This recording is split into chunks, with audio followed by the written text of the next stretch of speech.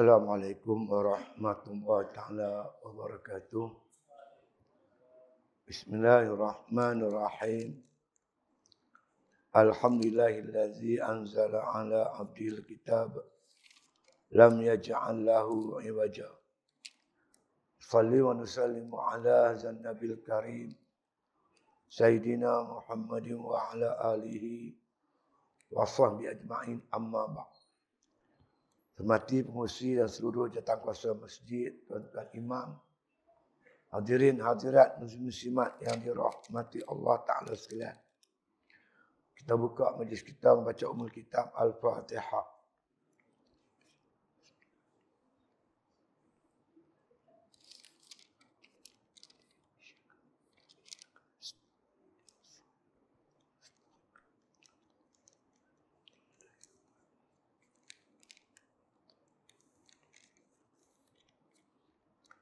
Qala Allah Subhanahu wa ta'ala fil Qur'anil Aziz, Innal ladzina amanu wal ladzina hajaru wa jahadu fi sabilillah ulaika yarjuna rahmatullah wallahu ghafurur rahim.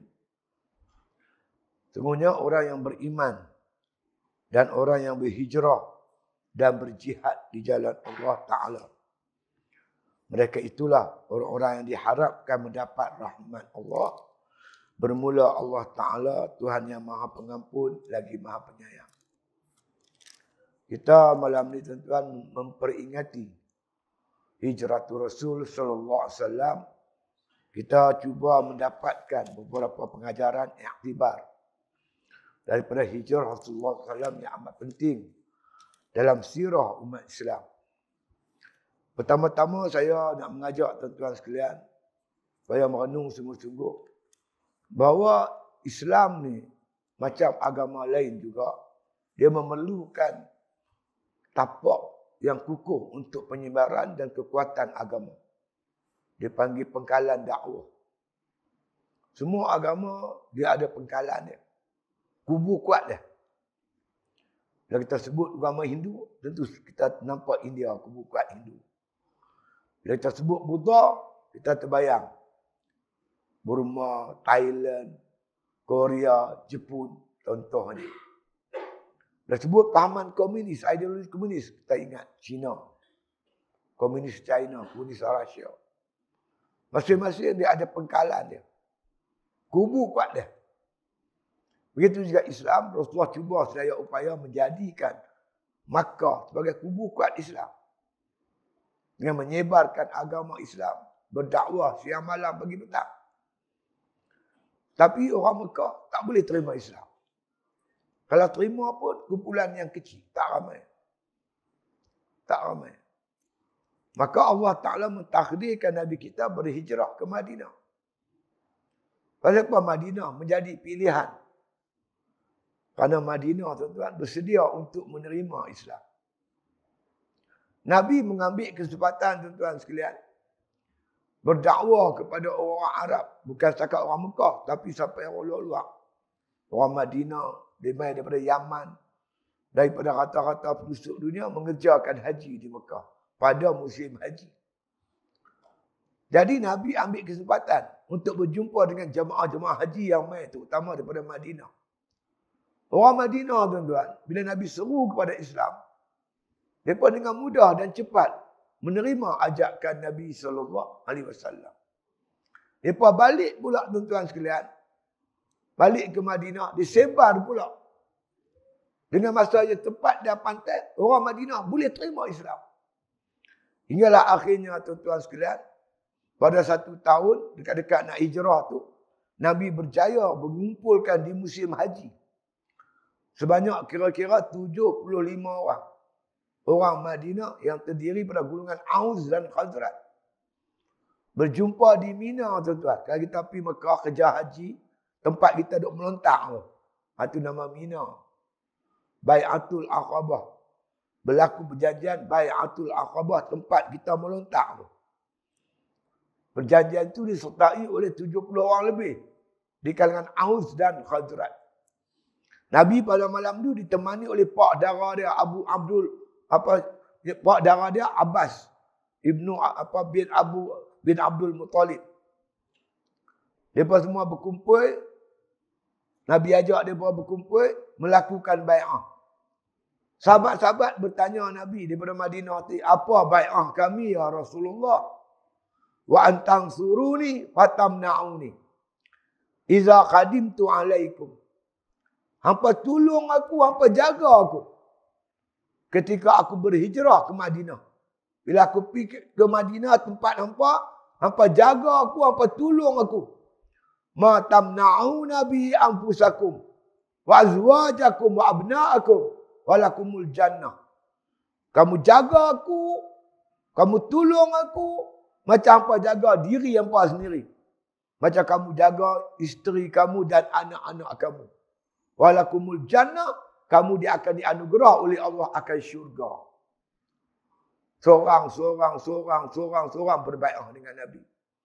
Ada 3 orang perempuan yang serta dalam tu. Termasuk Nusaibah binti Ka'ab. Dia pun makna kata berbai'ah dengan Nabi. Rijalun minal mu'minina rijalun sadaqu ma'ahadullah alaih. Faminhum man yantazir wa minhum man qada nahbah wa minhum man yantazir wa ma yabtalu tabdila. Kalangan orang beriman tu ada orang yang benar janjinya dengan Allah dan Rasul. Ada mereka yang syahid dan ada mereka-mereka yang tidak, yang sedang menunggu untuk syahid. Namun mereka tak pernah mengubah janji-janji mereka. Betul ya tuan-tuan? Mereka berjanji untuk tolong Nabi. Bila Nabi berhijrah saja ke Madinah, mereka lah cukup kuat mempertahankan Nabi kita Muhammad sallallahu alaihi wasallam. Tuan-tuan baca sirah. Apa-apa perperangan yang banyak terkorban orang Ansar. Yang banyak cedera orang Ansar. Mereka jaga Nabi sungguh-sungguh. Mereka tunaikan bai'ah dengan mereka dengan Nabi kita Muhammad sallallahu alaihi wasallam. Termasuk seorang perempuan namanya Nusaibah binti Ka'ab. Nusaibah ni tuan-tuan, Nusaibah ni kita dengar cerita dia hebat. Dia pergi perang. Dia pergi tu untuk merawat tentera-tentera perang dalam perang Uhud. Bawa makanan, ayam, ubat. Nak merawat tentera-tentera yang luka. Tapi sampai tuan-tuan sekalian di medan Uhud, dia tengok tentera Islam dipukul dengan hebat sekali. Dan Nabi berlindung di belakang sebuah batu yang besar. Dia tengok sahabat yang syahid terkorban, dia ambil perisai, dia ambil pedang.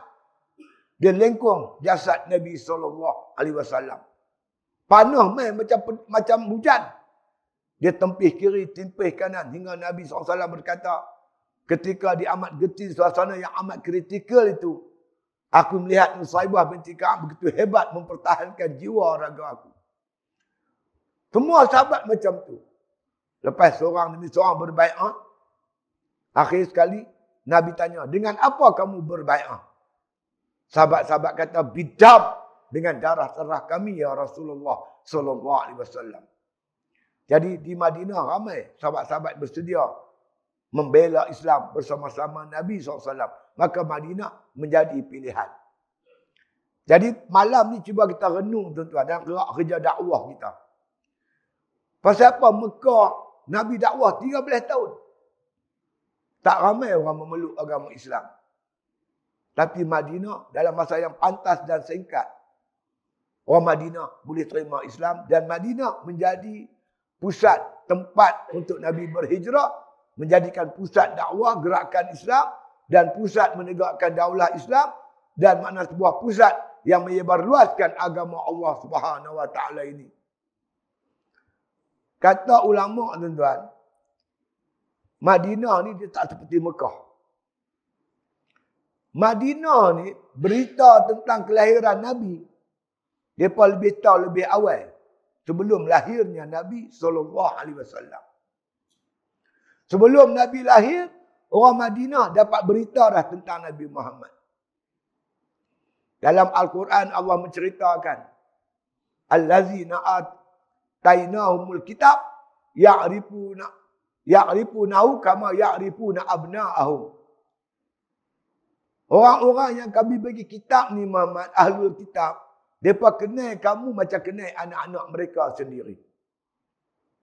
Dalam ayat yang lain Allah Ta'ala menyebut, wa iz qala Isa ibn Maryam ya bani Israil inni rasulullah ilaikum musaddiqan lima baina yadayya minat Taurat wa mubasysyiran bi rasulin ya'ti min ba'di ismuhu Ahmad. Ingatlah ketika mana Nabi Isa berkata kepada anak Maryam, wahai Bani Israel, sesungguhnya aku ni Rasulullah yang diutuskan kepada kamu. Aku datang membawa satu kabar gembira. Akan datang seorang Rasul lepas aku, namanya Ahmad. Nabi Isa dah cerita tuan-tuan kepada Bani Israel, tak lama lagi akan datang seorang Rasul namanya Ahmad. Nabi Muhammad ni dalam kitab-kitab Taurat, Injil, Zabur disebut dengan nama Ahmad. Bila lahir disebut Muhammad. Berita tentang Nabi Muhammad tersebar luas dalam kitab Taurat dan Injil. Orang yang baca kitab, ulama-ulama di kalangan Bani Israel dah cerita pada orang Madinah bahawa tak lama lagi akan datang seorang Rasul namanya Ahmad. Bahkan diceritakan sifat-sifat Nabi Muhammad, perangai Nabi Muhammad. Tuan-tuan sekalian, kalau kita baca sejarah pada malam kelahiran Nabi Muhammad SAW, 12 Rabiul Awal, orang Yahudi pada malam tu bertempik bersorak. Gembira, cukup gembira. Bila orang Madinah tanya pada apa seronok sangat malam ni, mereka kata, Nabi yang kami tunggu dah lahir malam ni. Alamat, tanda sebuah bintang akan terbit. Bintang tu dah terbit malam ni. Sampai teratur tuan-tuan. Kalau tuan-tuan masih ingat tuan-tuan sekalian, ketika Nabi kecil dibawa oleh pak dara dia Abu Talib pergi ke Syam untuk berniaga. Sampai satu tempat tuan-tuan, Nabi dan Abu Talib berteduh bawah sebuah pokok. Nama pokok Sahabi. Katanya pokok tu sampai lah duk ada lagi. Umur dia dah beribu tahun, 1000 tahun lebih dah umur dia. Pokok tersebut. Ketika Nabi berlindung dengan Abu Talib, tiba-tiba keluar seorang padri. Tepi pokok tu ada gereja. Seorang padri keluar, dia jumpa Abu Talib. Dia tanya Abu Talib, anak siapa ni? Dia tunjuk kat Nabi. Abu Talib kata, anak aku. Padri ni kata, budak ni mana ada pak. Pak dia mati ketika dia dalam kandungan. Mak dia mati ketika dia kecil. Budak ni anak yatim piatu. Mak tak ada, pak tak ada. Bukan anak hang. Bawa balik dia cepat-cepat. Takut dapatkan Yahudi, nanti orang Yahudi bunuh. Dia ni Nabi akhir zaman. Sampai teratur tuan-tuan, dia kenal Nabi Muhammad SAW. Saya tak tahu maklumat ni betul tak betul. Tapi saya pernah mendengar tuan-tuan satu ceramah daripada pemimpin kanan Arkam ketika saya menyertai jamaah Arkam dulu. Betul tak saya tak tahu. Tapi dia ceramah macam tu. Saya ingat sampai lah. Ketika Nabi mengutuskan sahabat Abu Dahya pergi ke Rom Timur, ke Syam, ke Rom Timur. Raja dia nama Maharaja Herakla. Lepas perjanjian Hudaibiyah tuan-tuan, Nabi mengambil kesempatan untuk menyebar, luaskan dakwah Islam ke seluruh dunia. Termasuk ke Rom Timur. Abu Dahya yang membawa utusan ni, menghadap Maria Herakla. Herakla bawa dia masuk satu bilik. Bila baca-baca aku ni Rasulullah, nama aku Muhammad gini-gini, Herakla bawa masuk dia dalam satu bilik. Abu Dahya tengok dalam bilik tu ada 3 gambar tuan. Mana satu gambar Nabi kamu? Terkejut Abu Dahya. Sampai dia boleh lukis rupa Nabi kita Muhammad SAW. Jelas makna kata yang diceritakan dalam kitab Taurat dan Injil sampai boleh lukis rupa Nabi Muhammad SAW. Allazina atainahumul kitab ya'rifunahu kama ya'rifuna abna'ahum. Orang yang bagi kitab, yang kami bagi kitab, mereka kenal Muhammad. Kenal kamu Muhammad. Macam mereka kenal anak-anak mereka sendiri.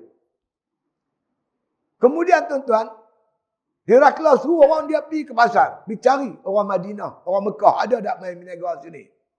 Pergi cari ada Abu Sufyan. Panggil Abu Sufyan, jumpa dia. Kamu cerita ke aku tentang seorang lelaki yang mendakwa dia sebagai Rasul. Abu Sufyan kata Rasul tu, lelaki tu nama Muhammad. Dia anak yatim. Pang. Dia cerita. Apa yang dia cerita tuan-tuan? Mentunduk Maharaja Heraklius. Apa yang Abu Sufyan cerita dah dicerita dalam kitab Taurat dan Injil. Jadi kesimpulannya tuan-tuan dapatlah kita katakan. Orang Madinah ni boleh terima Islam dengan mudah. Kerana berita kelahiran Nabi Muhammad SAW telah dicerita awal oleh Ahlul Kitab. Ahlul Kitab. Cerita kat mereka. Mereka dah faham. Bila mereka pergi Madinah, mereka tengok dengan mata kepala. Pergi ke Mekah, mereka tengok dengan mata kepala mereka sendiri. Nabi Muhammad duduk depan mereka. Apa dicerita oleh Ahlul Kitab memang ada pada diri Nabi. Mereka terus memeluk agama Islam. Bolehlah saya buat kesimpulan tuan-tuan. Orang Madinah mudah terima Islam. Kerana banyak Ahlul Kitab, banyak ulama. Banyak orang baca kitab. Di Mekah tak ada orang. Di Mekah yang ada seorang ya, Waraqah bin Nawfal. Tapi Mekah bukan tempat ramai ulama. Di situ tempat banyak maksiat. Bunuh orang, minum arak, berjudi. Bunuh anak sendiri, anak perempuan. Tempat macam ni tuan-tuan, Islam tak subur. Islam ni ibarat benih. Benih yang baik memerlukan bumi yang subur. Kalau benih saja cantik, benih saja elok, bumi tak subur, tak jadi tuan-tuan. Dia nak benih elok, bumi subur. Islam elok dah. Tapi suasana keliling tidak menjurus ke arah makna penerima Islam yang sebenar, yang elok. Pasal apa? Orang situ banyak sangat maksiat. Tempat yang banyak ulama, banyak pondok, banyak tok guru. Tempat macam inilah Islam mudah berkembang tuan-tuan. Termasuk di negara kita. Tuan-tuan tengok tempat macam mana Islam cepat naik. Macam Kedah ni, pondok banyak. Kelantan, Terengganu. Negeri macam inilah tempat yang berkembangnya Islam. Sebab itu kalau kita nak Islam cepat berkembang, banyakkan pondok-pondok pengajian. Ramaikan para alim ulama. Sebarkan dakwah Islamnya. Kita gembok, kita baja bumi ini dengan Islam. Datang Islam, mudah terima. Bumi subur, hambuh benih apa, lempak begitu pun, dia akan bercambah dengan begitu mudah sekali. Jadi peranan kita tuan-tuan, saya tengok perkembangan hari ini, dengan tumbuhnya begitu banyak pondok, alhamdulillah lah. Kelantan, Terengganu, Kedah, banyak pondok. Kami Perak slow sikit. Pasal pondok tak apa banyak. Yang banyak pondok derian. Tu orang banyak. Pondok derian, pondok tunggu bas, pondok polis, pondok telefon. Yang tu banyak. Pondok mengaji tak apa nak ada.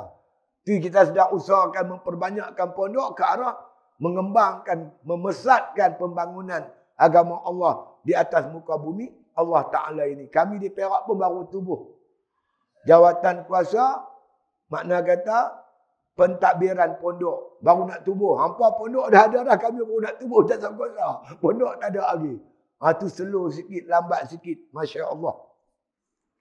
Di tuan-tuan yang dirahmati Allah sekalian, Waraqah bin Nawfal dah kesan lebih awal tentang hijratul Rasul sallallahu alaihi wasallam ni. Waraqah bin Nawfal ni pak menakan Siti Khadijah. Umur dia tua, 90 tahun lebih. Dia uzur dah masa tu. Nabi menerima wahyu yang pertama di Gua Hira. Pengalaman yang Nabi tak pernah alami. Nabi dalam keadaan trauma yang cukup bimbang dan takut. Dia balik-balik tuan. Macam orang demam. Zammilu ni. Selimut aku. Dalam keadaan macam tu tuan-tuan. Khadijah bawa dia jumpa Waraqah bin Nawfal. Waraqah bin Nawfal kata Muhammad, ya abdam akhi, wahai anakku, hang cerita apa yang berlaku sebenarnya. Nabi cerita pengalaman dia berjumpa dengan Jibril AS di Gua Hira. Apa kata Waraqah bin Naufal? Qudusun, Qudusun. Suci wahai anakku, ya benar akhi. Hadza namusul akbar. Yang datang kepada kamu ni namus, malaikat yang hebat, Jibril alaihissalam, allazi nazzalallahu ala Musa. Yang pernah diutuskan oleh Jibril itu kepada Nabi Musa alaihissalam. Ya laitani fiha jaz'an, laitani hayyan. Mudah-mudahan aku menjadi muda, kembali menjadi muda. Mudah-mudahan ketika itu aku hidup. Aku masih hidup dan masih kuat. Iz yukhrijuka qaumuka. Ketika mana kamu diusir oleh kaum kamu Muhammad daripada Makkah. Mudah-mudahan ketika kamu dihalau pada kampung halaman aku. Ketika itu Allah takdirkan aku muda dan masih hidup dan masih kuat. Aku akan pertahankan kamu Muhammad sehabis-habis. Maka Nabi kata, Waraqah, adakah aku ni akan diusir oleh kaum keluarga aku daripada Mekah? Kata Waraqah bin Naufal, na'am.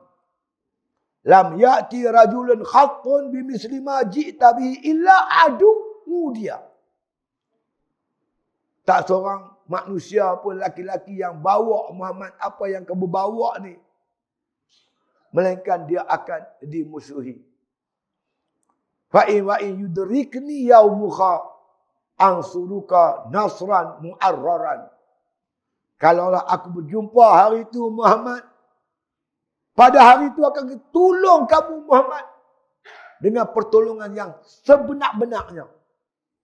Jadi peristiwa hijrah ni tuan-tuan, makna dikesan, dapat dikesan oleh orang yang membaca kitab Taurat dan Injil.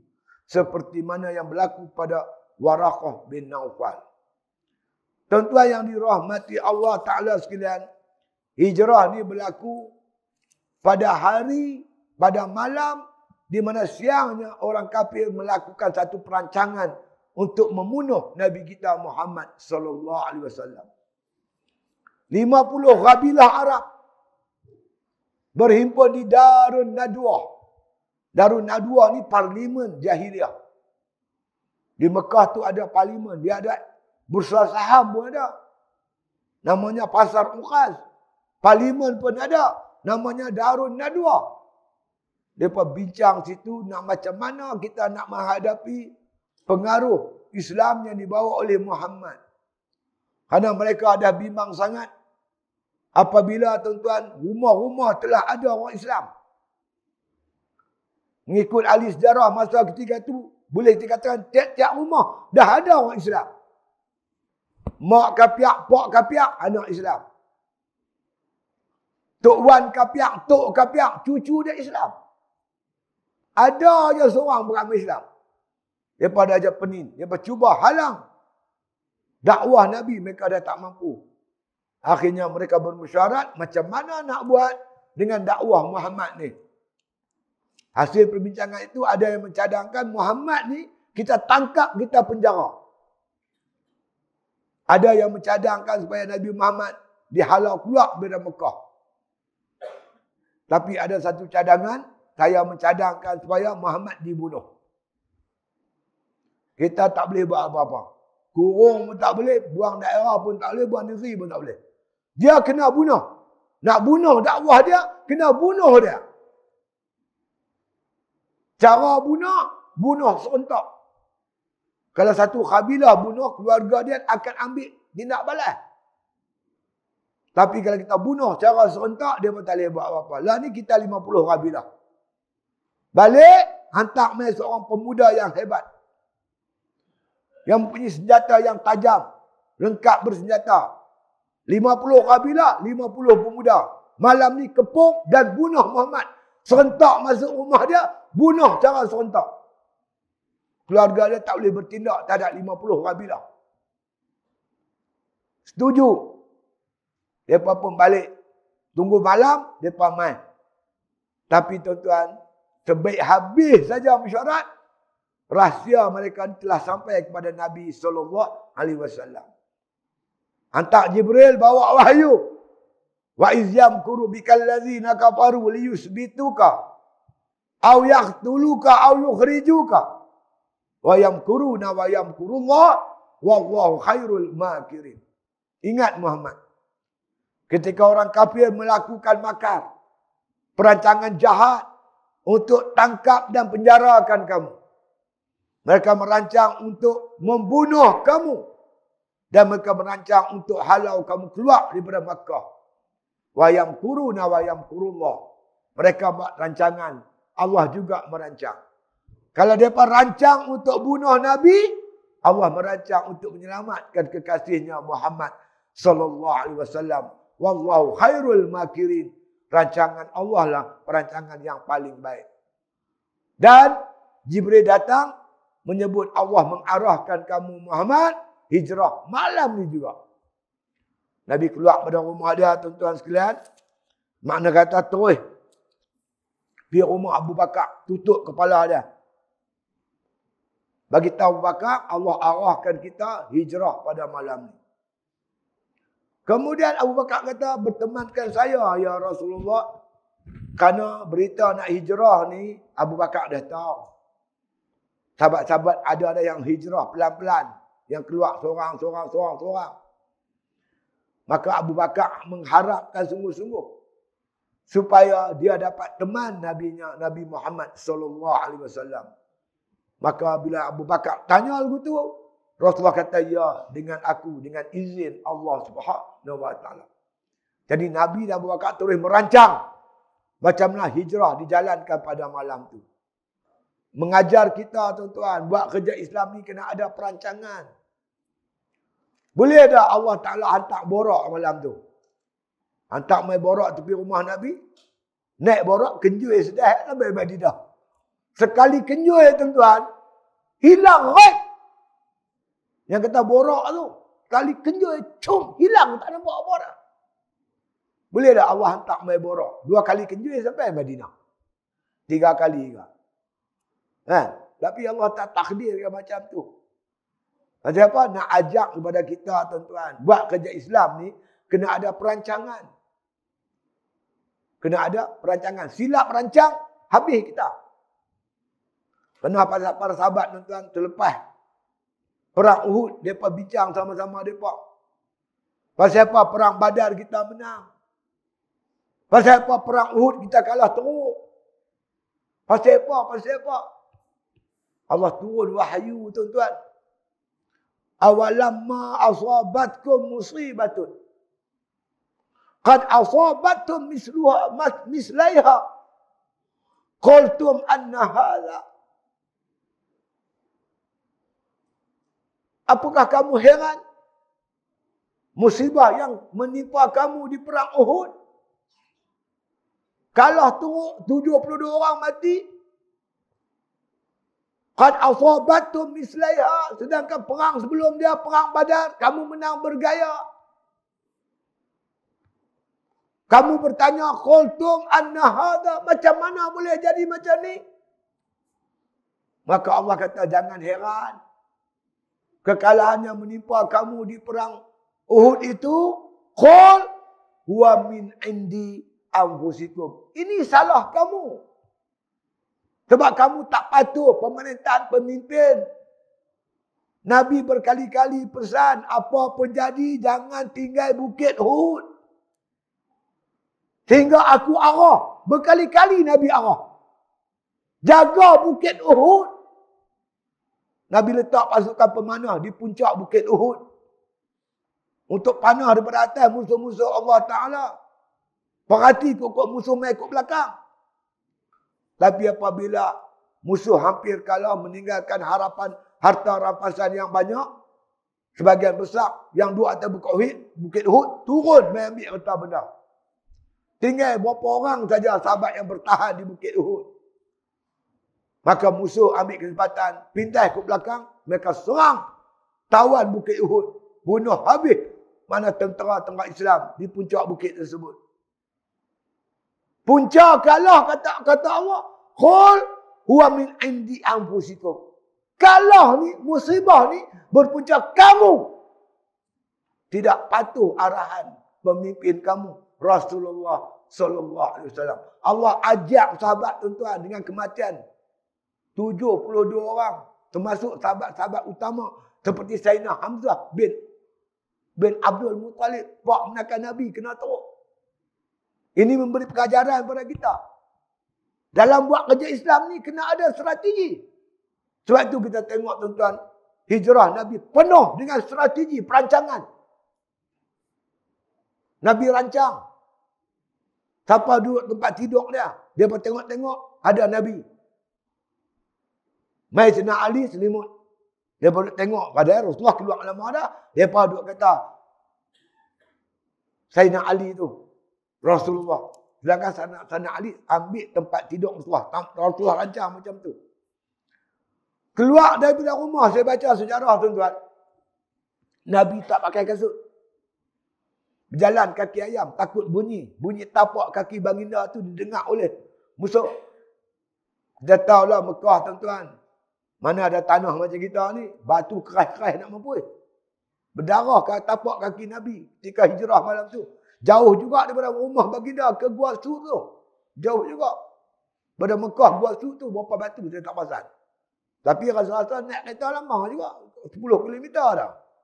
12 km. Nabi berjalan kaki. Abu Bakar tunggu tengah jalan. Tunggu Nabi. Tuan-tuan tengok dalam kitab sejarah. Menceritakan tuan-tuan sekalian.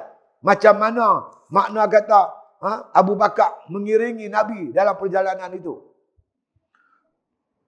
Nabi iring Nabi Abu Bakar. Kadang-kadang dia duduk depan. Tak lagi dia pergi duduk di belakang. Tak lagi dia duduk belah kiri. Tak lagi dia duduk belah kanan. Ini suasana yang cukup kritikal. Nak bunuh Nabi 50 orang siap dengan senjata. Silap melangkah, mati Nabi malam tu. Cara dia keluar, cara dia berjalan. Hingga Rasulullah kata, "Ma hadza ya Abu Bakar? Ma u'rifu hadza min fi'li." Apa ni Abu Bakar? Aku tak faham. Sak jalan duduk depan, sak jalan duduk belakang, sak jalan duduk kiri, sak jalan duduk kanan. Apa jawab Abu Bakar? Ya Rasulullah, azkuru rasada fa aku amamak. Wazkuru talaba fa akunu khalfa.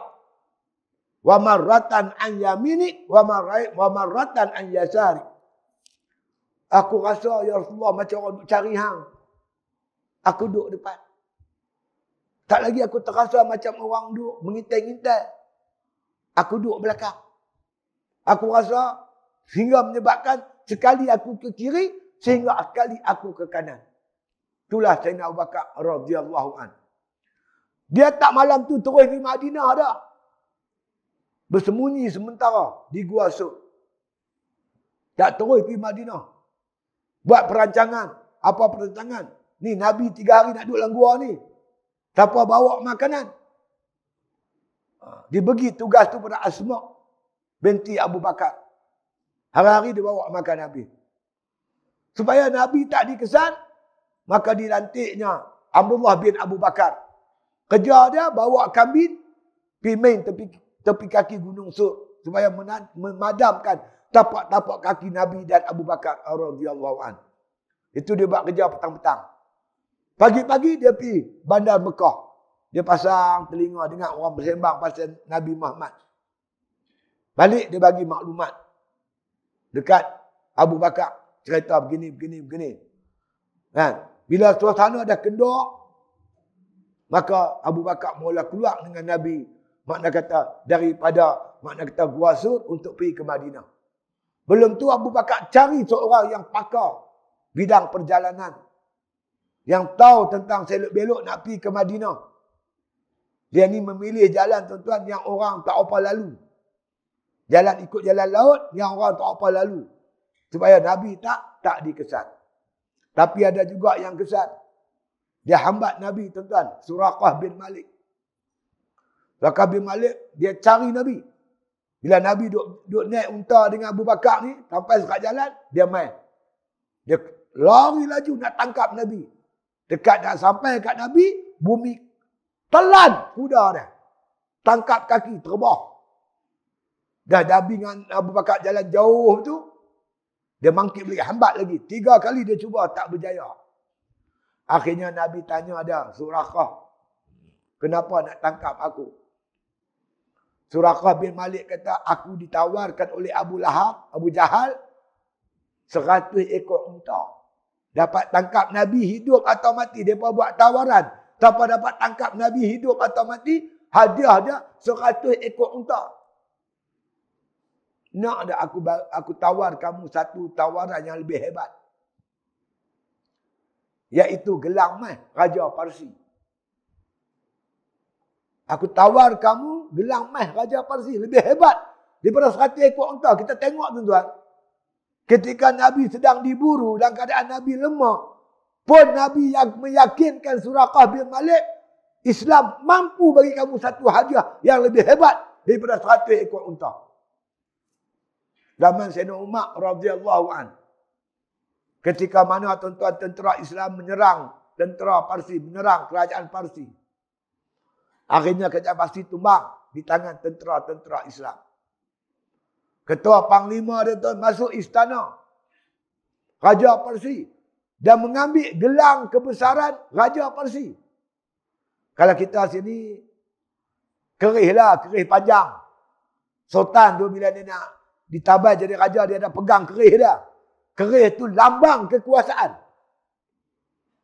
Agung pun ada kerih panjang. Lambang kekuasaan. Mana hampa nak ambil kerih panjang ni, hampa kena tumbangkan dulu kerajaan Malaysia. Baru boleh ambil kerih panjang tu, maksud dia. Begitulah dengan lambang kebesaran Raja Parsi. Gelang emas Raja Parsi. Hampa nak ambil gelang emas, kena tumbangkan dulu kerajaan Parsi. Bila tentera Islam dapat masuk ke istana Raja Parsi, Panglima perang tu pegang, ambil gelang emas Raja Parsi. Raja Parsi larilah. Lepas tu serah pada Sayyidina Umar radhiyallahu an. Sambil menangis, Umar tersedu-sedu. Mana dia? Waraqah bin Naufal. Aku nak menunaikan janji Rasulullah sallallahu alaihi wasallam. Makna tuan-tuan, Rasulullah meyakinkan sahabat-sahabat bahawa jangan satu hari gelang emas Raja Parsi akan dapat diambil. Satu hari kerajaan Parsi boleh ditumbangkan. Kerajaan Parsi ni tuan-tuan merupakan salah satu dua kuasa besar dunia ketika itu. Rom dan Parsi. Rasulullah meyakinkan sahabat satu hari Islam akan kuat, Islam akan berkuasa, mampu menumbangkan kuasa dunia ketika itu Parsi. Jadi Suraqah bin Malik dipanggil oleh Umar, wahai Suraqah bin Malik, di mana kamu? Ini Umar nak menunaikan janji Rasulullah sallallahu alaihi wasallam. Begitulah tuan-tuan sekalian, makna kata perjuangan Nabi disambung oleh para sahabat radhiyallahu ajma'in. Tuan-tuan yang dirahmati Allah Subhanahu wa taala. Di hujung ceramah saya ni, saya nak bawa satu ayat Quran tuan-tuan untuk renungan kita bersama. Surah An-Nisa ayat 97. Allazina tawaffahumul malaikatu zalimi anfusihim. Qalu fima kuntum? Qalu kunna mustad'afina fil ard. Qalu alam takun ardullahi wasi'an ti'atan fatuhajiru fiha. Faulaika ma'wahum jahannam wasa'at masira. Allah bermaksud orang yang dimatikan oleh malaikat dalam keadaan mereka menzalimi diri mereka sendiri. Kemudian malaikat bertanya, apa jadi kamu ni? Mereka berkata, kami golongan mustad'afin, golongan lemah di muka bumi Allah Ta'ala. Malaikat tanya, bukankah muka bumi Allah ni luas? Kenapa kamu tak berhijrah padanya? Mereka ini dimasukkan oleh Allah ke dalam api neraka Jahannam. Neraka Jahannam seburuk-buruk tempat kembali. Para mufassirin menceritakan turun ayat ini disebabkan tuan-tuan 5 orang. Dan kitab sirah disebut nama dia. Saya tak teramak nak sebut. Sebab kelima-lima ni Allah sebut dalam Quran masuk neraka Jahannam. Siapa mereka 5 orang ni? Masa Nabi di Mekah, mereka beriman, mereka orang Islam. Bila Nabi suruh hijrah, mereka tak mau hijrah. Lain-lain berpindah habis, mereka 5 orang tak pindah, tak berhijrah. 2 tahun lepas Nabi hijrah, berlaku perang Badar. Berlaku perang Badar. Jadi Abu Jahal semua ni memaksa mereka 5 orang ni keluar berperang lawan Nabi. Mereka keluar. Mak pak mereka suruh keluar pergi lawan Nabi di Badar. Siap dengan senjata, siap dengan baju perang, siap dengan kuda. Mereka 5-5 pergi ke Badar. Bertempur dengan tentera Islam pimpinan Rasulullah sallallahu alaihi wasallam. Allazina tawaffahumul malaikatu zalimi anfusihim. Orang yang dimatikan oleh malaikat dalam keadaan mereka zalim diri mereka. Orang Islam lawan Nabi, zalimlah. Itu makna zalim. Patut allazina amanu yuqatiluna fi sabilillah. Orang beriman berjuang di jalan Allah. Berjuang sama-sama Nabi, berjuang sama ulama. Orang Islam kena letak diri dia dalam saf perjuangan Islam. Tiba-tiba orang Islam duduk barisan kufar lawan Islam. Ada tak tak? Walladzina kafaru yuqatiluna fi sabilit taghut. Orang kafir berjuang jalan taghut, orang Islam berjuang di menegakkan agama Allah. Baru betul. Tapi mereka tak. Mereka mengaku Islam. Tapi bersama-sama kafir menentang Islam. Golongan ni Allah kata golongan yang zalim diri mereka. Nasib mereka tak baik. 5-5 mati. Dibunuh oleh tentera Islam. Mereka zalim diri mereka sendiri. Maka malaikat kata, qalu fima kuntum. Apa jadi hamba ni? Awak lu jadi lagu ni. Apa orang Islam? Lawan Islam. Pasal apa? Qalu, mereka kata, kunna mustad'afina fil ardh. Mereka kata, kami ni golongan mustad'afin. Kami ni golongan lemah. Kami ni timun. Mereka derian. Kami golek luka. Menggolek luka. Hai, bodoh. Nak buat lagu mana? Dia paksa kami. Kami lemah. Tak boleh buat apa. Malaikat kata kat dia apa? Qalu. Malaikat kata. Alam takun ardullah wasi'atan fatuhajiru fiha. Bukankah muka bumi Allah luas? Boleh hijrah. Apa nak tunggu? Cari apa? Allah kata fa'ulaika ma'wahum jahannam. Kesemua mereka masuk neraka Jahannam. Wasa'at masira. Neraka Jahannam seburuk-buruk tempat kembali. Atas alasan ini, ulama kata hijrah tetap wajib. Tak ada satu ayat yang menasahkan hukum hijrah. Hijrah wajib. Cuma satu hadis Nabi kata, la hijrata ba'dal fathi. Walakin jihadun wala niyatun. Tidak ada hijrah lepas pembukaan kota Mekah. Tapi yang ada hijrahnya niat. Jihad dan niat untuk menegakkan Islam. Di atas alasan ini tuan-tuan ulama tafsir. Tuan-tuan mengatakan bahawasanya hijrah berlaku, wajib berlaku dalam 3 perkara. 3 keadaan. Keadaan yang pertama bila kita duduk di negeri kafir. Sampai kita tak boleh nak mengamalkan Islam. Anak kita nak mengaji Quran pun tak boleh. Macam pernah berlaku di Kemboja. Zaman pemerintahan Pol Pot. Langsung tak boleh. Semayang pun tak boleh. Masjid kena bom. Kita nak semayang tak boleh. Isteri kita nak tutup aurat tak boleh. Anak kita nak mengaji Quran pun tak boleh. Maka ketika itu wajib kita hijrah untuk menyelamatkan agama kita. Kerana kita bimbang, kalau kita tak hijrah, habis anak-anak kita. Tapi kalau kita kuat, macam Palestin tu. Bertahan di Gaza. Bentuk jamaah pertahan Islam. Itu tak apa. Tapi kalau kita rasa tak mampu nak bertahan, maka ketika itu wajib hijrah. Mak mentua saya hijrah, tuan-tuan. Mak mentua, pak mentua saya ketika zaman Pol Pot. Dia cerita saya teriak. Dia baru meninggal baru ni. Dia cerita saya teriak. Dia kata apa? Lari masuk hutan. Bawa 5 orang anak. Nak main ke Malaysia ni. Dalam perjalanan tuan-tuan, makanan tak ada. Beras segenggam. Robus satu periuk ayak. Minum ayak beras ya.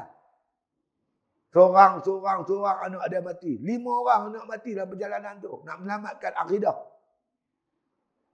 Mak mentua saya. Orang Kemboja. Masa tu nak baju ke mana? Kita kena lari, hijrah ke tempat yang selamat untuk menyelamatkan iman dan akidah kita. Benda ni berlaku dah lagi?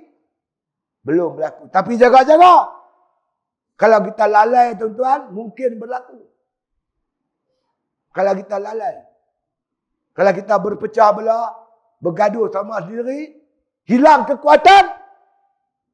Sebab tu Allah pesan, wala tanaza'u fatafshalu wa tazhaba rihukum. Jangan berbantah, jangan berpecah belah. Akan hilang kekuatan kamu.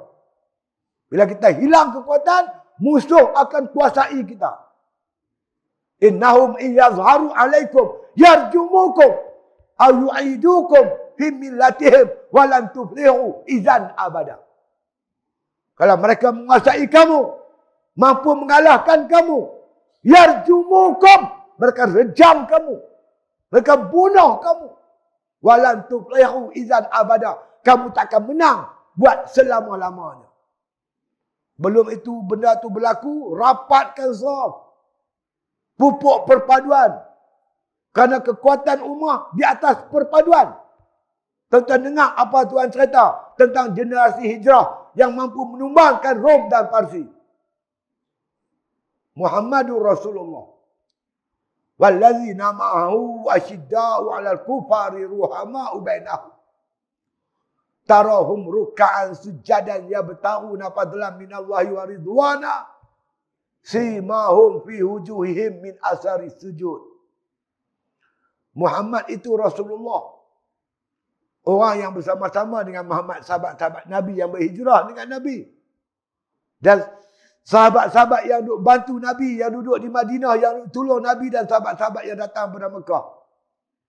Apa sifat-sifat mereka? Asyidda'u 'alal kufari ruhama'u bainahum. Mereka tegas dengan kafir. Tapi mereka berkasih sayang sesama sendiri. Yu'siruna 'ala anfusihim walau kana bihim khasasah. Mereka mengutamakan sahabat mereka walaupun mereka susah. Mereka sayang kat sahabat tuan-tuan. Mereka susah dapat tolong sahabat. Cerita masyhur. Satu hari Nabi sedang duduk di masjid bersama sahabat-sahabat. Tiba-tiba datang seorang laki-laki daripada Mekah. Keadaan busut masai. Perut lapar, 3 hari dah tak makan. Berjalan kaki daripada Mekah, mai ke Madinah hijrah. Perut lapar, 3 hari tak makan. Nabi nak bawa pergi rumah dia, Nabi pun tak ada makanan di rumah. Nabi tahu di rumah dia pun tak ada makanan. Maka Nabi offer kat sahabat-sahabat, siapa antara kamu yang nak ambil tetamu saya ni sebagai tetamu dia? Seorang sahabat angkat tangan. Maka dia pun, sahabat Nabi kata, ikut sahabat ni. Balik rumah. Balik pergi rumah tuan-tuan sekalian. Sampai di rumah malam. Dia terus pergi ke dapur. Jumpa isteri dia. Ada tak makanan malam ni? Untuk tetamu Rasulullah Sallallahu Alaihi Wasallam. Isteri dia kata, tuan-tuan, Tak ada bang. Yang ada sikit yang makanan untuk anak kita. Anak kita pun tak makan lagi. Sikit ada untuk anak. Tak apa, hampir bagi tidur anak. Makanan ni bagi kepada tetamu Rasulullah sallallahu alaihi wasallam. Oleh kerana makanan tu sikit. Kalau dia makan sama, tentu tak cukup. Sahabat ni lapar, 3 hari dah tak makan. Dia nak biarlah makanan yang sikit ni, sahabat ni seorang makan. Maka dia atur strategi. Dia kata isteri dia, bila kami nak mula makan, hang padam lampu. Rasa-rasa dah habis makan, hang nyalakan lampu. Isteri dia buat. Letak makanan. Elok saya awak ni pegang makanan, lampu padam. Sahabat ni, tujuan dia nak bagi sahabat dia ni makan kenyang-kenyang. Kawan ni pun makanlah. Makan. Dijangka dah habis makanan tu, baru lampu menyala. Makanan ni apa sangatlah tuan-tuan. Berapalah harga dia makanan yang sikit ni. Tapi di sisi Allah Ta'ala besar tuan-tuan. Di sisi Allah besar. Pasal bukan pasal makanan tu. Pasal sayang kat sahabat tu. Dia utamakan sahabat lebih daripada diri dia. Anak dia tak makan. Isteri dia tak makan. Dia tak makan tak apa. Asal sahabat Rasulullah makan. Esok pagi bersama Rasulullah. Allah turun wahyu. Jibril datang bawa wahyu. Menceritakan peristiwa yang berlaku di malam tadi. Yu'siruna ala anfusihim. Walau kana bihim khasasah. Mereka mengutamakan sahabat. Walaupun mereka susah. Imam Ghazali sebutlah kitab dia. Isar. Isar ni mengutamakan sahabat. Lebih daripada diri sendiri. Di mana kita nak cari zaman lah tuan-tuan. Sedangkan ni kekuatan umat Islam. Ukhuwah Islamiyah. Asyidda' ala kufar. Ruhama ubainahum. Tegas dengan kapiak yang lawan Islam. Tapi berkasih sayang sama Islam. Tapi kita hari ni payah lah tuan-tuan. Nak menyatukan Islam. Cukup payah. Dia kira nak berkelahi. Sebab itu ulama-ulama dulu pesan. Jaga-jaga wahai orang Melayu umat Islam. Jangan sampai kamu berpecah belah. Bergaduh sama sendiri. Sehingga seperti mana pepatah Melayu. Ayam dikepuk mati kelaparan. Itik di air mati kehausan. Musafir lalu rumah ditinggalkan. Bunga di taman disunting orang. Lebih lagi aku lupa. Dia ada gerindam tu. Nak habak bodoh orang Melayu. Bodoh. Musafir lalu rumah ditinggalkan. Tahu tak musafir? Musafir tahu? Saya ni musafir. Ada makcik seorang tu kata, Ustaz. Duduklah rumah saya Ustaz. Tak makcik, saya ni nak balik esok. Malam ni saya boleh mengajak. Esok saya nak balik. Nak tidur tu. Di Kampung Raja punya homestay atas tu. Tak payahlah makcik. Tak sudi ke? Tidurlah rumah saya. Makcik. Kalau makcik bagi rumah makcik kat saya. Makcik tak tidur petang mana? Ustaz punya pasal.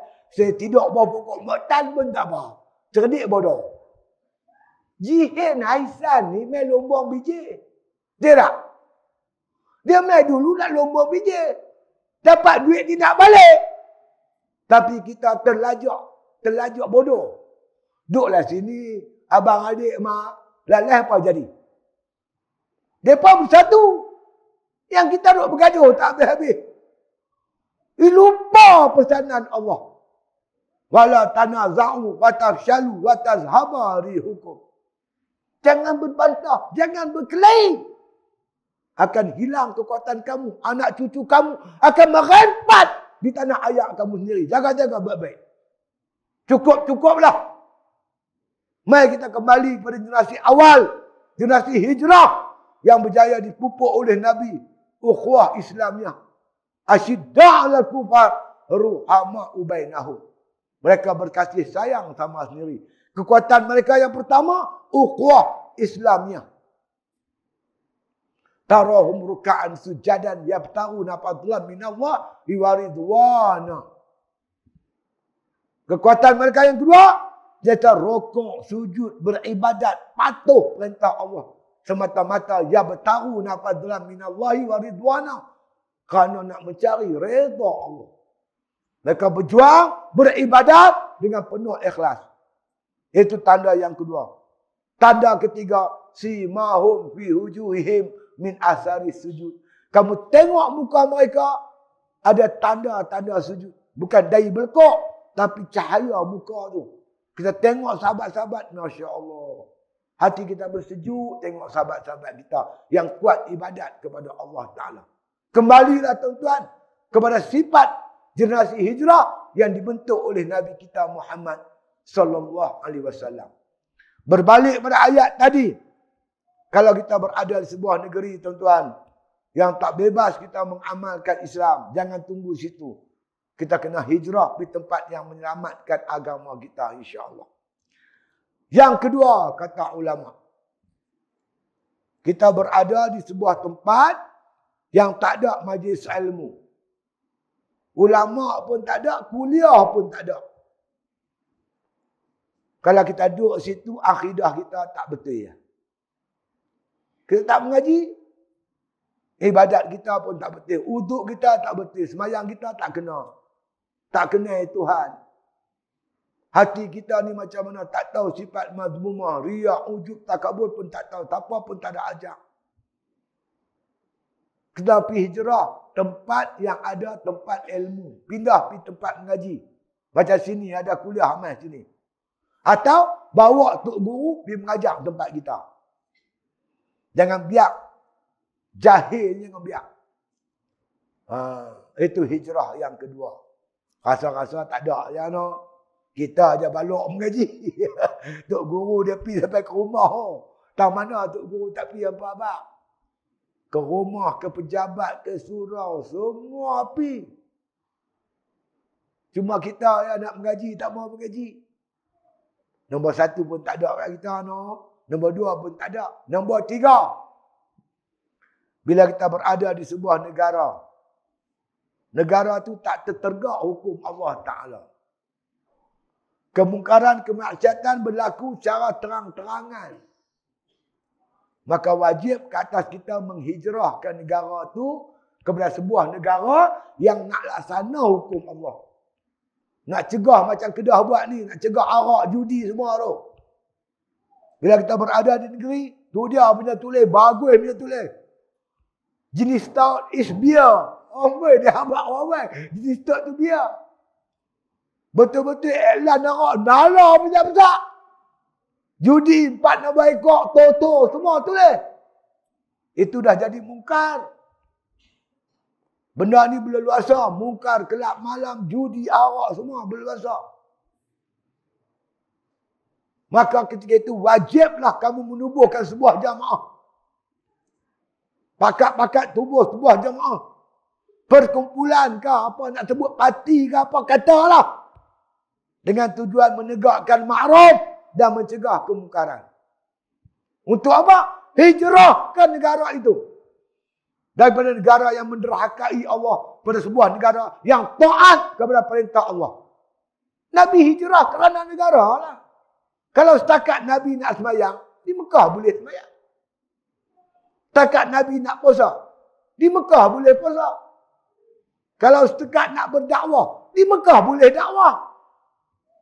Tapi di Mekah tak boleh tegak kedaulatan Islam. Rabbi adkhilni mudkhala sidqin wa akhrijni mukhraja sidqin waj'alni min ladunka sultanan nasira. 3 perkara yang Allah Ta'ala suruh Nabi doa sebelum Nabi berhijrah ke Madinah.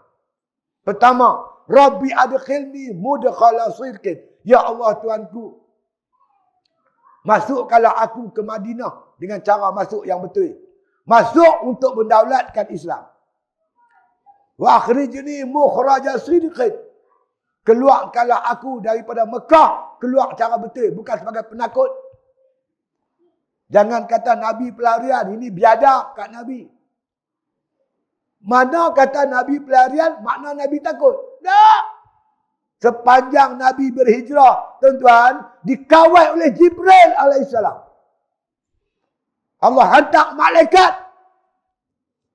Allah hantar malaikat, tuan-tuan sekalian, untuk makna kata mengiringi Nabi SAW.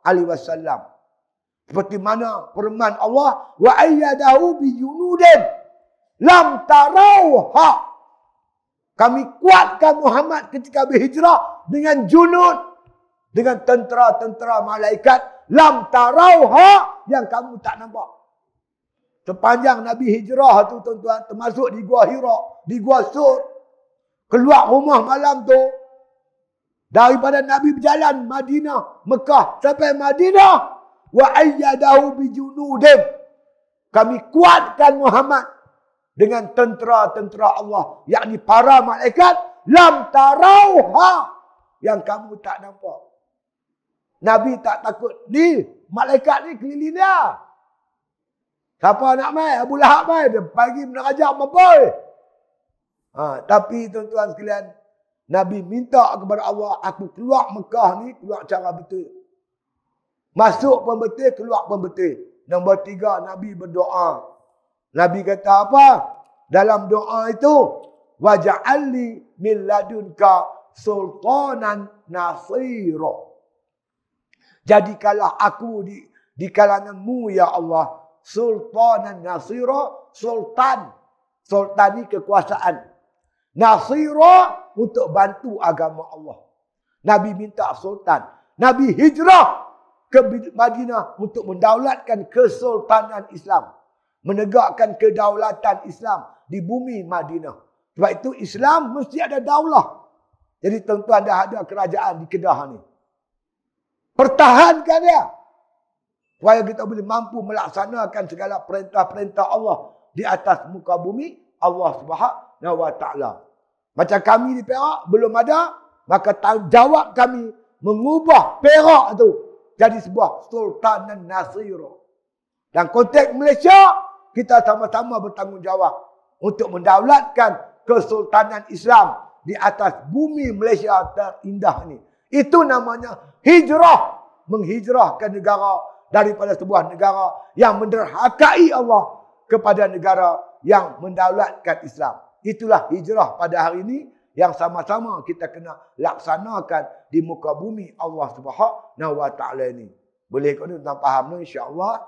Akhir sekali, untuk itu tuan-tuan sekalian, segala institusi agama yang ada di Kedah ni, tuan-tuan sama-sama bertanggungjawab memperkasakan dia. Kerana inilah punca-punca Madinah menerima Islam. Kerana banyak ulama, banyak ahlul kitab. Dengan banyaknya ulama, banyaknya ahlul kitab ni tuan-tuan sekalian, maka makna kata Madinah menjadi pilihan Nabi sallallahu alaihi wasallam. Dan saya mendapat maklumat, terutama di Sungai Petani ni tumbuh macam cendawan. Ada tahfiznya, ada pondoknya. Anak saya seorang pun mengaji pondok. Pondok Ustaz Ahmad Nizam di Pulau Sayak. Dia buka pondok di Pulau Sayak dekat Pantai Merdeka. Banyak pondok-pondok di Sungai Petani. Nampaknya mula naik balik dah. Macam cendawan tumbuh. Makna kata di negeri Kedah ni. Ini satu petanda yang cukup baik. Maka kerajaan pula, saya dengar cerita, cukup prihatin dengan masalah pondok-pondok ni. Bila pondok naik, kerajaan pula ambil inisiatif memajukan pondok. Ini benda-benda yang menggembirakan kita insya-Allah. Sama-sama kita berdoa agar negara kita tercinta satu hari terdaulat dengan peraturan dan hukum hakam Allah Subhanahu wa Ta'ala insya-Allah. Saya rasa cukup yang boleh saya sampaikan malam ni dalam masa sejam lebih. Mudah-mudahan sikit sebanyak makna kita memberi manfaat kepada kita bersama insya-Allah. Sebelum saya berunduk, sekali lagi saya nak merayu tuan-tuan kerana saya ni sedang buat pondok di Pulau Pangkok. Tempat peranginan Teluk Nipah.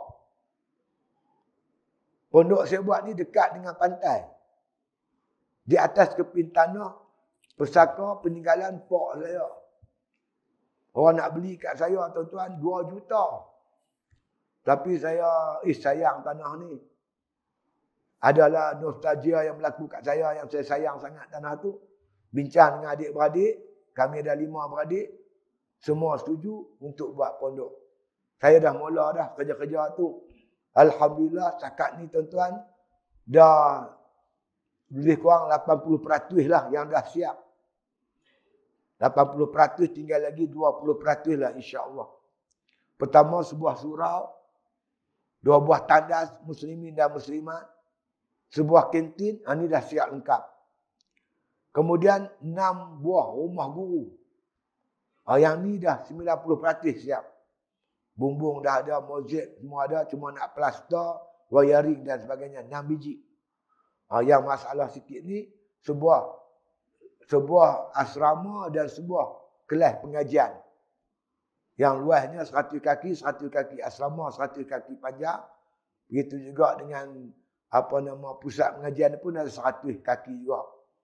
Takat ni kita ada naik rangka bumbung. Bumbung akan pasang 2-3 hari lagi insya-Allah. Dan adalah kerja-kerja lagi. Tujuan saya merayu ni kapan? Duit simpanan tuan-tuan yang ada dalam bank tu dah nak kering. Allah dia keluar banyak tuan. Upah saja sehari 3,000. Pekerja 20 orang, gaji 150. Bangla. Kerja cepat. Kerja kuat sungguh. Sehari tuan-tuan 3,000. 10 hari sekali keluar 30,000. Lepas tu barang-barang pula tuan-tuan. Beli di sini, hantar pula Bangkok. Tambang mahal. Macam bata belok ni kan. Kita beli RM98. Naik ferry RM25. Sampai tepi laut tu, lori angkut RM25 pula. Tambang 50, bata 100 50% tambang. Allah, tuan-tuan, panjang cerita. Tapi Alhamdulillah, setakat ni dah lebih kurang 80%. Tinggal saya rasa 20% lagi. Dan sekarang ni, tuan-tuan, mendapat sambutan baik daripada sahabat-sahabat kita. Baru ni jemaah Masjid Batu, hidup 3 hari 3 malam, buat kemah ibadat. Dia tepi laut. Bakal ramai bakal pergi. Sebelum tu Muslimat Taiping, pergi. Ni pula dari pemuda jemaah Surau Batu 6 Tambun pun nak main juga. Jadi betul-betul orang bakal main buat kemah ibadat. Terutamanya unit amal, ARC bakal main. Tepi laut, semua orang seronok. Di samping saya jadikan pusat pengajian tahfiz dan pondok, saya nak jadikan dia tu sebagai pusat, makna kata sebagai pusat motivasi ke, kemah ibadat apa-apa semua. Kalau tuan-tuan di sini pun, makna kata nak pergi buat, bagi tahu saya. Tempat dia dekat dengan laut. Di Teluk Nipah, Mula Pangkok. Tuan-tuan, kalau tuan-tuan nak subit, bagi tahu saya. Saya boleh bawa pergi tunjuk. InsyaAllah. Cukup sesuai untuk kita buat kegiatan-kegiatan, kemah ibadat dan sebagainya. InsyaAllah. Di malam ni, tuan-tuan, siapa-siapa yang berhajat silalah. Satu lagi, saya duk hebah kata-kata ni, kok ada siapa-siapa yang menyimpan duit agak banyak. Nak bagi pinjam secara qardul hasan. Aqimus salah wa atu zakah wa aqridullah qardan hasana. Dirikanlah sembahyang, keluarkanlah zakat, bagilah pinjam kepada Allah dengan pinjam yang baik. Bukan Allah tu pinjam, saya lah. Maksud pinjam, bagi pinjam bukan Allah, pinjam untuk buat kebajikan. Dengan cara yang baik, dengan tidak ada faedah. Pinjam 1,000, bayar balik 1,000. Macam itulah lebih kurang. Dia panggil qardul hasan. Siapa yang ada simpan duit, kalau percaya kat saya, minta tolong bagi pinjam. Kerana habis dah usaha tuan. Baru ni jual lembu tuan. 21 ekor. Buat korban 21 ekor. Jumlah jualan tu tuan-tuan 100,000. 20 ekor. 1 ekor. Satu tumbuk 650. 7 tumpuk 4,500. Lembu ni saja 20 ekor. Kita dapat 90,000. Satu lembu ada besar. Lembu besar. Lembu sadar. Saya jual 10,000. Jadi jumlahnya 100,000.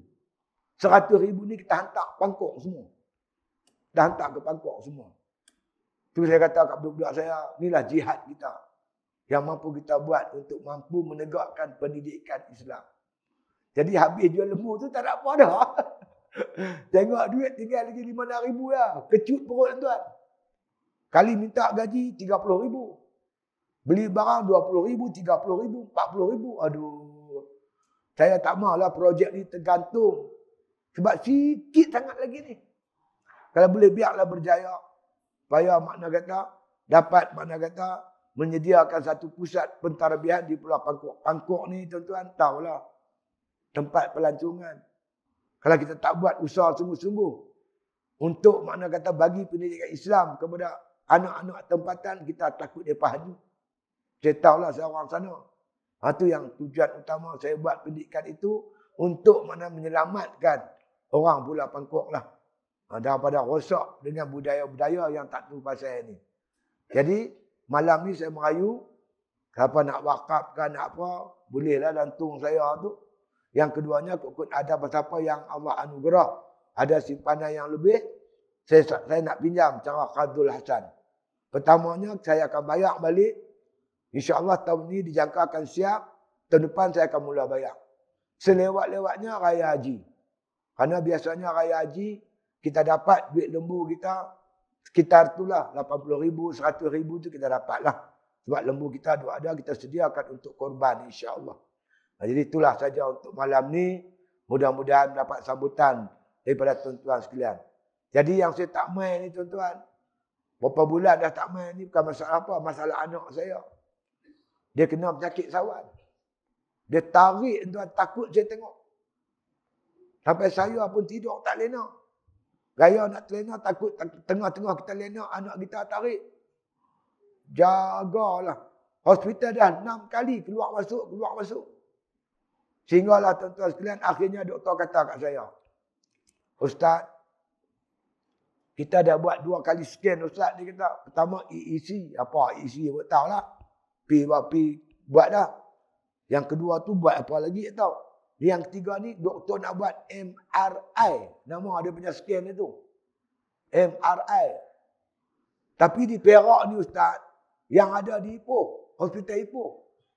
Nak tunggu lambat. Yang ada tu queue. Ramai. Jadi saya kata, hospital swasta tak ada ke doktor? Hospital swasta memang ada, tapi mahal Ustaz. Mahal itu berapa saya tanya? Dekat 3,000 ada tak? Tak apalah, saya carilah duit. Hutang kat tempat-tempat. Asalkan anak saya sihat. Tahu petang tu tuan-tuan, dia telefon saya. Doktor, Ustaz, ni pihak kerajaan dah bersetuju untuk tanggung kos MRI tu. Esok pagi Ustaz bawa mai anak. Alhamdulillah tuan-tuan. Lepas tu kita pun bawa mai anak kita pergi buat semua dah. Alhamdulillah dia bagi ubat yang sesuai lah kot. Alhamdulillah setakat ni cari dua ni nampaknya banyak berkurangan. Kalau kena pun tak kuat sangatlah, kena pun lemah. Kadang-kadang yang sikit ya. Dan tidak begitu kerap macam dulu. Setakat ni dia kena pun sikit-sikit gitu ya. Tak kerap sangat dah.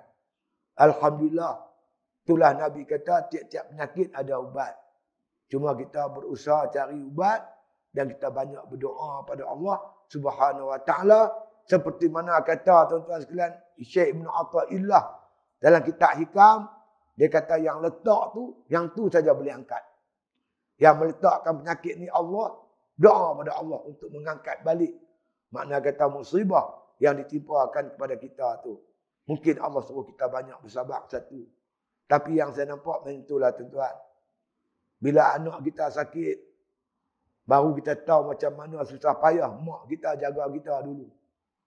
Tak tidur malam tuan-tuan. Tersek je terus jaga. Kita balik mengajar dah pukul 2 pagi, 1 pagi. Tidur sebelah anak. Bila anak tu bunyi ya, kita jaga. Tidur ayam, tak tidur lelap betul. Itulah mak pak kita jaga kita kecil-kecil dulu. Mungkin Allah Ta'ala nak bagi kita rasa. Biar kita teringat jasa mak pak kita, bela kita. Lepas tu saya nasihat siapa yang jaga mak pak, kalau mak pak masih ada, jangan jadikan mak pak kita tu bola sepak. Hampa tahu bola sepak? Duk passing ke sana, passing ke sini. Tu dia bertanya saya, habis nak jadi bola apa? Bola rugby. Hampa tengok kami rugby. Dapat bola peluk buat lari. Lagu tu lah. Sayang mak pak. Kalau mak pak kita dah mati tuan-tuan, banyak-banyakkan doa untuk mereka. Kerana mereka ni ibarat tuan-tuan sekalian, macam orang lemah di lautan. Tunggulah apa yang orang darat ni nak campak pergi pelampung ke apa.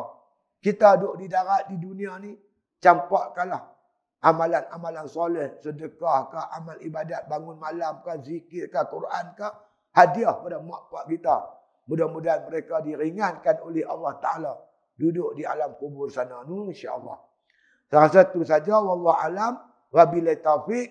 Wassalamualaikum warahmatullahi ta'ala wabarakatuh. Bismillahirrahmanirrahim. Alhamdulillahi rabbil alamin. Wassalatu wassalamu ala asyrafil anbiya wal mursalin. Wa ala alihi wa sahbihi ajma'in. Allahumma ahsin akhibatana fil umuri kulliha. Wa ajirna min khizyi dunya wa azabil akhirah. Allahumma la tusallit alaina bizunubina. Man la yaqafuka wa la yarhamuna. Allahumma aj'al khaira ayyamina. Yawma nalqa wa anta radin anna. Waqtim bisalihati amalana. Tawaffana muslimin. Walhiqna bis-salihin. Waghfir lana wa liwalidayna wa limasyayikhina wa lil muslimina ajma'in. Subhana rabbika rabbil izzati amma yasifun. Wa salamun alal mursalin. Walhamdulillahi bil alamin. Takbir. Allah.